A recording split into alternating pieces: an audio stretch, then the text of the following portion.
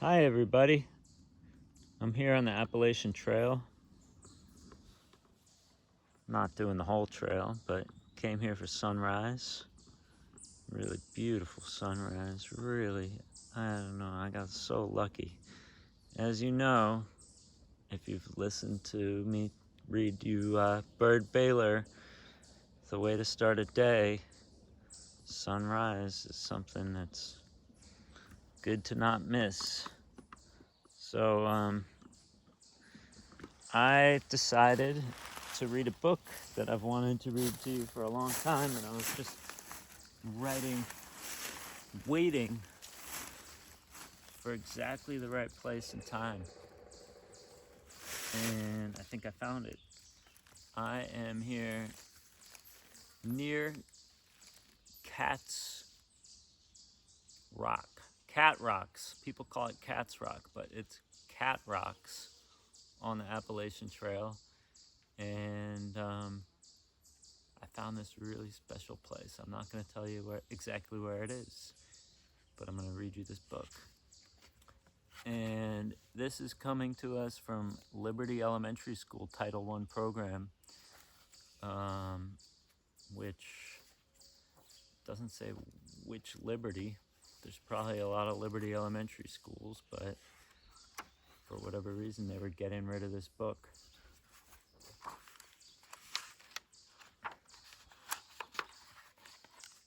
Your Own Best Secret Place by Byrd, Baylor, and Peter Parnall. It doesn't say illustrated by Peter Parnall, so maybe they wrote it together. And it's from 1979, Your Own Best Secret Place. For Elizabeth Byrd Baylor and George Wythe Baylor. They must be related to Byrd Baylor. Let's see. Hopefully I'm holding this the right way. I don't have the selfie cam turned on. His name is William Cottonwood. That's all I know about him. Just that and the way he loved the secret place he had to leave. I think of William Cottonwood a lot. I wish I knew where he is now. I'd tell him how I'd found his secret place and how I'm taking care of it and that I hope he doesn't mind my being there. Or you could tell him for me. If you ever meet somebody and his name is William Cottonwood and he used to live by the Rio Grande River in a valley in New Mexico where there are chili farms and cornfields, then ask him if he left 3 messages nailed up on a hollow tree. If he says yes, then he's the William Cottonwood I'm looking for. Tell him this for me. Just say I found his place by accident. It was early morning on a rainy day.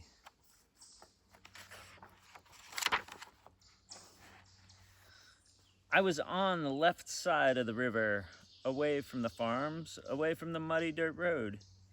He must have walked there, too, through the same tangle of shadowy thickets and tall river grass, and salt cedars and willows, and cottonwood trees. He must have liked the damp leaf smell and the sudden swoop of pinon jays, and the long, straight shafts of sunlight through the treetops there. Maybe he was like me, sitting there on a fallen white tree trunk, wanting beavers or badgers or a fox to pass by. I saw a fox a couple days ago. I think it was on Tuesday. Beautiful. Little fox. It looked like it was dancing. He may have found the secret place the same way I did, by climbing up on that dead, fallen tree and liking the way it makes a bridge and balancing, and then walking the length of its long, hardy trunk. That's where I was when I noticed a hollow in the foot of the cottonwood tree. Then I was down on my hands and knees, looking in, expecting to see maybe fox tracks.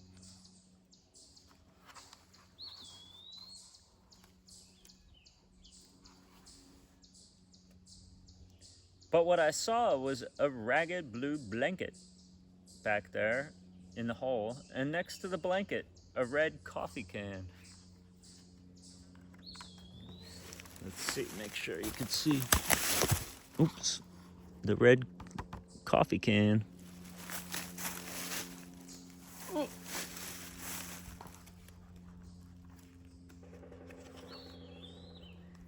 I thought I shouldn't go inside since someone else's things were there. I started to leave. That's when I saw 3 notes nailed up on the tree. You could tell they were written on brown paper sacks he had cut into squares. If anybody finds my place, read this. I have to go away, but I will be back no matter what. If you are gold, you can use the blanket. Sorry, if you are cold, you could use the blanket. But do not use my other stuff. Keep it in the tree. Keep it dry. Signed, William Cruz. Okay, let's see. No matter how long I am gone, this is still my tree. To make sure I remember it, I changed my name from William Cruz to William Cottonwood. Everyone should call me William Cottonwood, beginning now. Signed, William Cottonwood. Goodbye. Signed, William Cottonwood.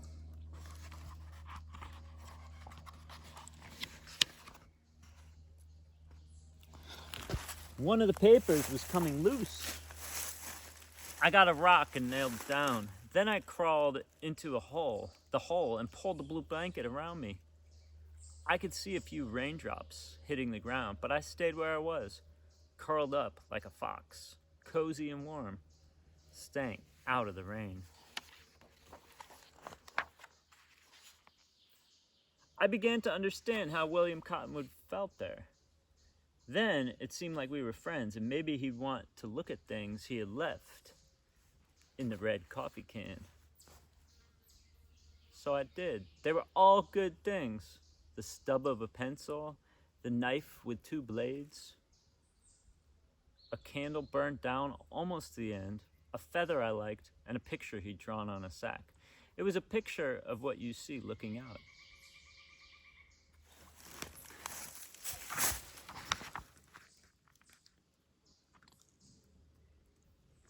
I held it up, and it was right. He had put a rabbit in too. I knew how quiet that rabbit must have sat while William Cottonwood was drawing. I never looked in the can again. At first, I used to wonder why he left those things. I knew he didn't forget them. What I think is that leaving things you like means you'll be back. I think of William Cottonwood a lot. And sometimes, sitting in his tree, I think of other private, hidden, secret places I have had. The best one was a place I used to go when I was little. It was just a sandy gully cutting through the hard, flat Texas earth, but that gully was a whole world by itself, and I was the only person there. It was more like a ditch than a canyon, but I'd never seen a canyon then. And it was what I thought a canyon ought to be. It was deep and wide, and the walls were taller than I was, and when I looked up, I could only see sky. I always had to run there. I had to lift my arms up high. I had to be barefoot, even if sand was burning my feet. I like lifting my hands high, and I love being barefoot, even though right now I'm wearing shoes. They're the kind of shoes that are grippy, so I can climb on things. Since then, I've seen 100 deeper canyons, but I still miss that gully that wasn't even a canyon at all. I know William Cottonwood would like it there. If I could, I'd let him borrow it a while until he goes home to his tree. But nobody knows where he is.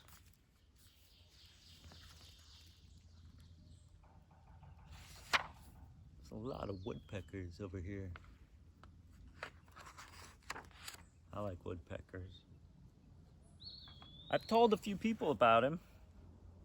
One was a boy who has a place where 50 bales of hay are stacked up in a barn. He says those 50 bales of hay make mountains and tunnels and craters and caves. He says mice play all around him and they aren't afraid. He says hay smells better than flowers and is the best thing in the world to sleep on. And he says he'll share that place with William Cottonwood if William Cottonwood is in Montana.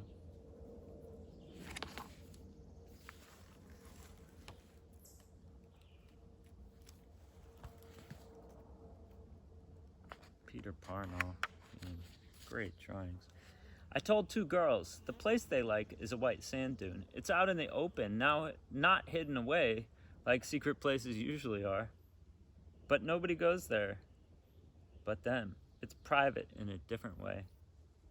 They say any little wind makes ripples, and the sand all looks like waves and changes every day and always seems magic.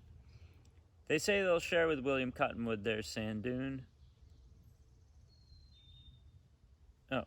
They say they'll share with William Cottonwood.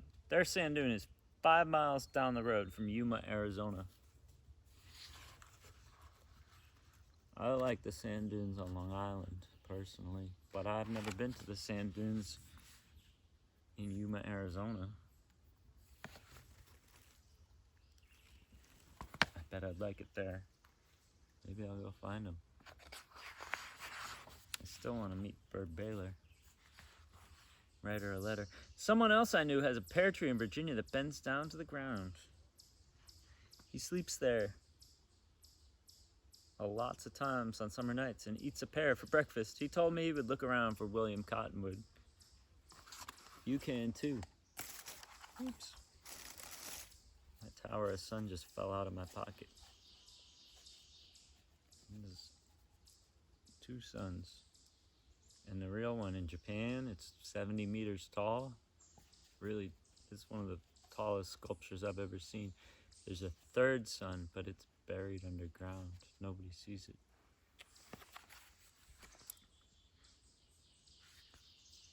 The pear tree. I don't want to sleep under a pear tree. If you find him and you take him to your best secret place, then while you're sitting there together, just tell him this for me.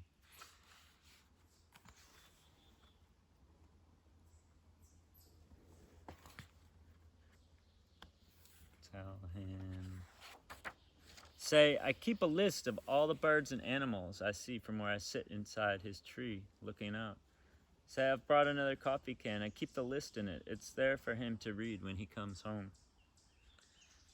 Tell him, I use his blanket when I'm cold, but I never touch his other stuff.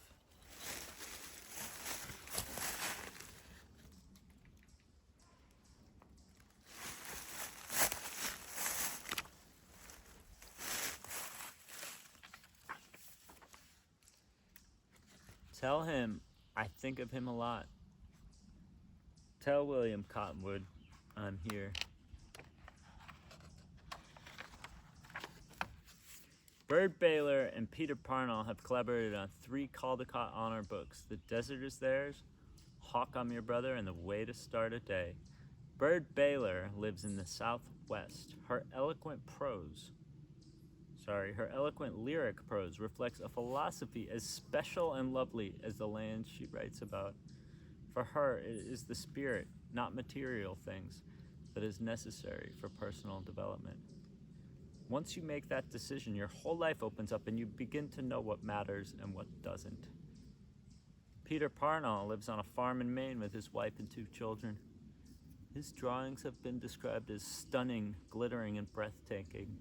When he draws the animal world, he has an uncanny ability to portray the world as the animals themselves might experience it.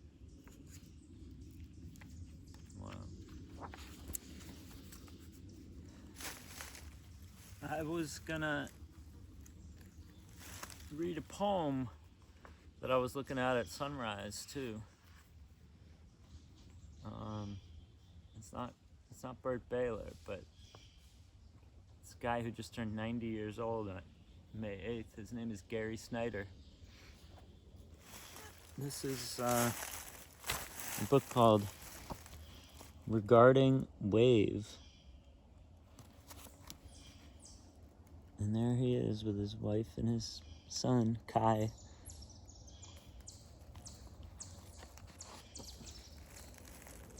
All right, here we go. Roots. Draw over and dig the loose ash soil. Hoe handles are short. The sun's course long, fingers deep in the earth search. Roots pull them out, feel through. Roots are strong. And one more, real quick. If you gotta go, go, but real quick. This one I love. Cats thinking about what birds eat. The kitten sniffs deep old droppings. Well, I'm not gonna leave anything behind here other than some biodegradable stuff, but maybe I'll come back to my own best secret place. And if you're ever here, drop a line or bring a coffee can. I asked the forest if I could take these couple of pieces of rock with me. This one's got all moss on it, and it said yes, so I feel like it's my lucky day for so many reasons. And I hope it's a lucky day for you too. And if you want to let me know about your own best secret place, feel free.